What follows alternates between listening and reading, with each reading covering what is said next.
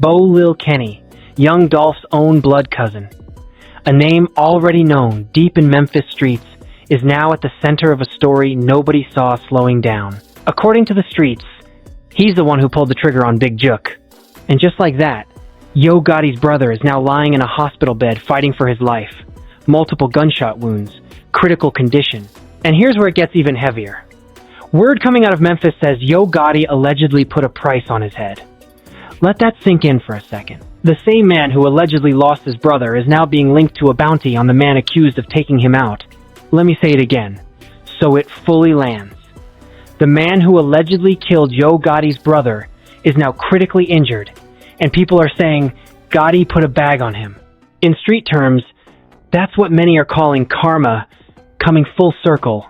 This isn't just another headline. This is being described as one of the most dangerous flashpoints in a long-running rap war. A war that has quietly swallowed lives, careers, and families on both sides. We're talking about Memphis powerhouses, CMG on one side and Paper Route Empire on the other. A conflict that has already led to multiple murders, life sentences, and now another shocking twist involving Bo Lil Kenny's condition and the alleged bounty tied to Gotti's name. And Memphis? Memphis doesn't do calm when it comes to situations like this.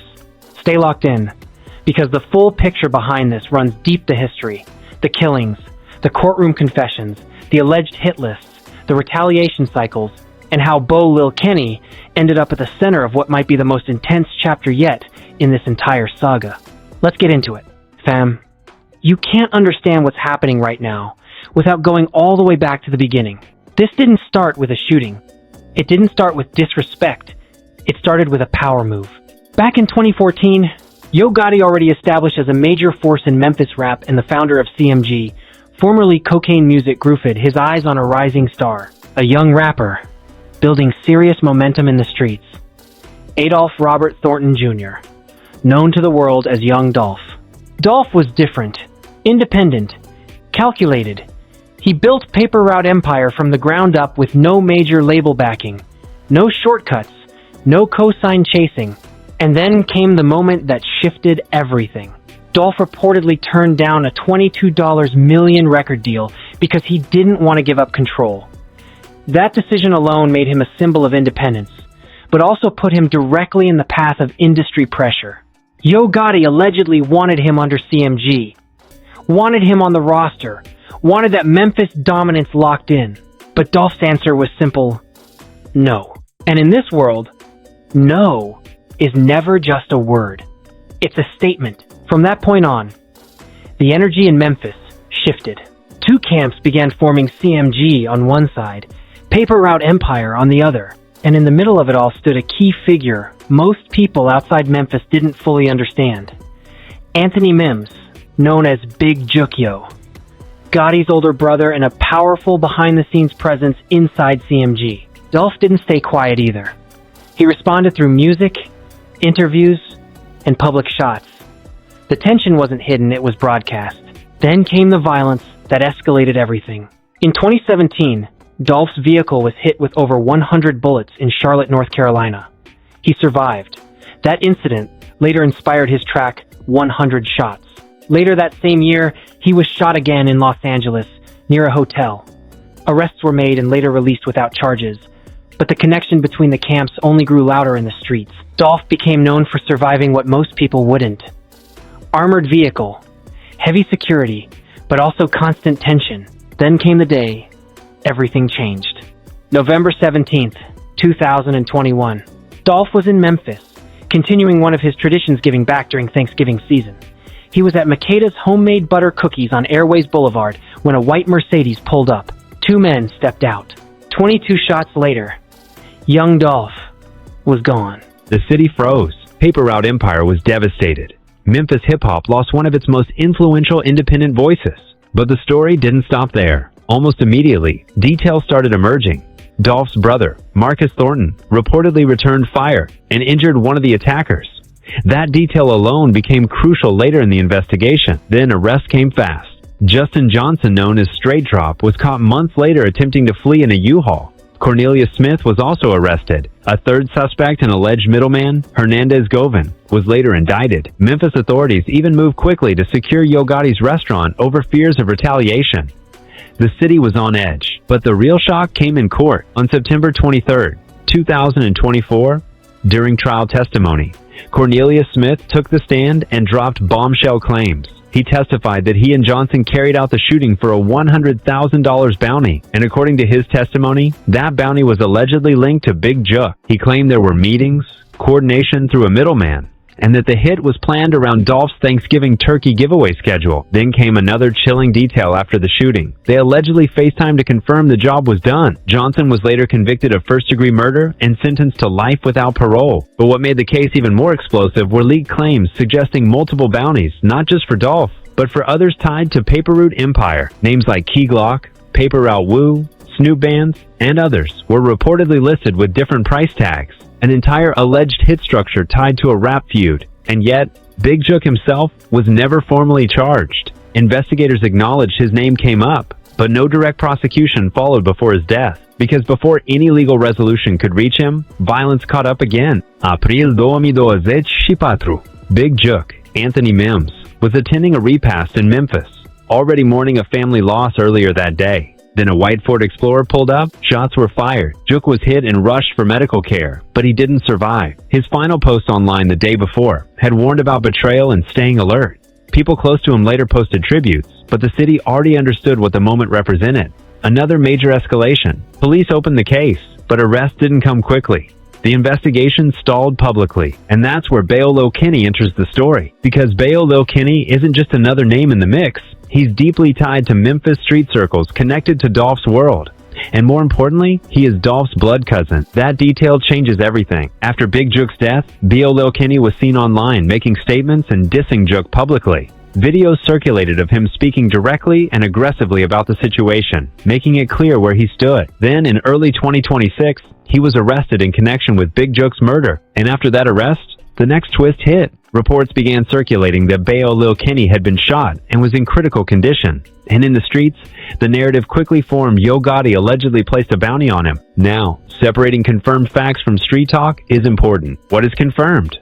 Bo Lil Kenny was arrested in connection to Big Jook's killing and publicly responded to it. What is circulating? That after his arrest and public statements, he became a target and that Yo Gotti's name is being tied to retaliation claims. And now, with him reportedly in critical condition, the situation has reached a point where both sides are once again being pulled deeper into a cycle that has already taken too many lives. Because in Memphis, when one chapter closes, another one doesn't end quietly. It escalates. Are already said, you don't need to call a press conference just to let people know there's a bag on someone's head. The streets already know exactly what time it is. Yo Gotti lost his brother, his big brother, the man who stood beside him building CMG, the enforcer, the one allegedly so deep in this war that he was said to have ordered hits on an entire label roster. And now the man tied to Jook's murder is walking free in Memphis streets. No cap. If even half of what's being said is true, this outcome was always going to be expected. And this isn't just about the shooting of Bo Lil Kenny. There are layers on top of layers here.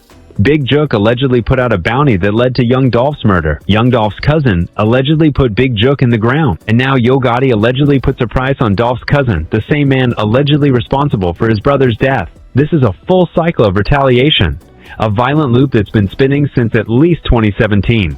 And it's now taken multiple lives, shattered multiple families, and turned an entire city into a battlefield. And the Memphis Police Department has, by all accounts, been behind the curve the entire time. The lead detective even admitted in court that Big Jook was never questioned about Dolph's murder, despite being a suspect. No arrest in Jook's killing for over a year. The streets keep moving faster than the law at every turn of this story. And that's not new to Memphis. It's been like this long before any of these names were known. Now zoom out, because the scale of this matters. This beef was never just about two rappers. It's about power, territory, and control over one of hip-hop's most influential cities. Memphis gave us 3-6 Mafia, 8 Ball, and MJG the sound, the sauce, the foundation of what later became trap music. And for the last decade, the two biggest names in Memphis rap have been Yo Gotti and Young Dolph. Two men from the same city, same environment, who never found peace. Gotti turned CMG into a real industry powerhouse. Glorilla, ESTG, Moneybag Yo household names, chart toppers, Grammy-nominated artists. He built an empire, but the shadow of this beef and what allegedly happened with Young Dolph is now permanently tied to that legacy. Whether Gotti is ever charged or not, his brother's name is deeply connected to a murder case that went down in broad daylight at a cookie shop the day before Thanksgiving in their own city. Meanwhile, Dolph's paper route empire still moves. Key Glock is still representing. The music still plays. The legacy still stands. But the people closest to Dolph are still paying the price. His cousin, now allegedly tied to Jook's killing, is himself shot and fighting for life. That's the cost of this cycle. And here's the real truth. Nobody wants to say out loud. There are no winners here. Not one. Young Dolph has gone 2 bullets, taken from his family, his kids, his community. Justin Johnson is serving life in prison. Cornelius Smith is still facing trial. Hernandez Govan was acquitted in August 2025, but his name is forever attached. Big Jook is dead, never charged, never properly questioned. And now, Bo Lil Kenny, Dolph's cousin, is in a hospital bed in critical condition. And somewhere in all of this, Yo Gotti is moving in silence. He has never publicly addressed any of it, not his brother's accusations, not the murder, not the aftermath. He stayed quiet while everything burned around him. But WAC 100 already warned him, said prosecutors could come next, that CMG could be looked at as a criminal organization, that everything tied to this could come under federal scrutiny. And now there are claims in the streets that Gotti's name is tied to a bounty on Bo Lil Kenny. If that's even partially true, that's a legal situation he cannot walk back from. Because if Kenny survives, he becomes a witness, someone who can say who ordered what. And right now, with federal attention already on Memphis, that's the most dangerous position imaginable. To bring it current, Justin Johnson life sentence, no parole. Cornelius Smith admitted shooter, still awaiting sentencing. Hernandez Govan acquitted, walked free in 2025. Big Jook dead, never charged in Dolph's case. Bo Lil Kenny arrested in 2026 for Jook's murder, now critically injured after a shooting. And that white Ford Explorer tied to Jook's killing? Memphis PD offered $4,000 for information, while the alleged stakes in the streets were far higher. So where does this go from here? If Bo Lil Kenny survives, this story isn't over. He becomes a key voice in everything that happened, whether in court or on the streets. If he doesn't, the cycle continues. Another retaliation, another chapter, another loss. That's the tragedy of Memphis, and this momentum doesn't stop. And real talk, stepping outside the headlines for a second, Young Dolph's story still stands as something deeper than all of this. Self-made, independent, refused to bow, built his own lane, gave back to his city. That's the part that gets lost in the chaos. But his death, allegedly tied back to a $100K bounty, set off everything that's still unfolding today. And now, Bo Lil Kenny is another direct consequence of that moment in 2021. People consume this like entertainment, but these are real lives, real families, real consequences, playing out in real time. What happens next depends on who chooses to break the cyclone, who keeps it going. And if the streets are right about what's being said, then Yo Gotti is now standing in a position where everything, his label, his legacy, even his freedom, could be on the line. Federal eyes are already on Memphis, and they haven't looked away since the Dolph case broke open. So now it all comes down to this next move in the story. Does Memphis finally cool down, or does it keep spinning? Drop your thoughts below. And right now, this story is still unfolding.